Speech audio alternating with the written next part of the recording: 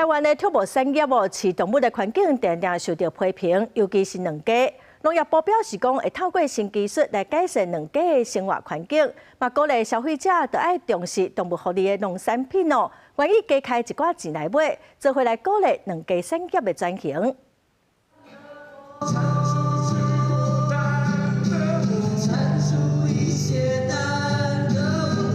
用舞台剧呼吁民众会使重视经济动物的福利。台湾在2022年通过《食农教育法》，不过大部分的重点都放在农作物，无要依着经济动物的资源分配。民间团体指出，经济动物常常受到无人道的对待，亲像台湾都有3700万只的养鸡，生活在鸡仔笼内底，钱佫亏生活环境，唔但伤害鸡母的身体和心理健康，嘛有可能影响民众的食食安全。为了我的营养，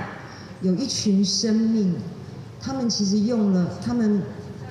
受到我没有办法想象的对待，每一只母鸡在格子笼里面，它们都成了歇斯底里、崩溃的灵魂哦。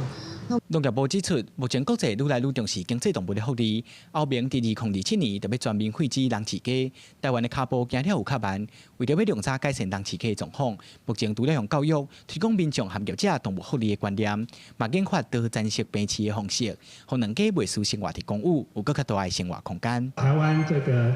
地狭人稠，那牧场要盖起来非常不容易，所以现在有推一种叫做多层式的这个平饲，用科学的角度来帮助这个饲养可以转型。有健康的鸡才有健康的卵，农业部呼吁，虽然不是人饲鸡的鸡卵有较贵，也不过民众的选择可能就会推动整个产业的转型，保障经济动物的福利。记者魏宗林、曾俊佑台北报道。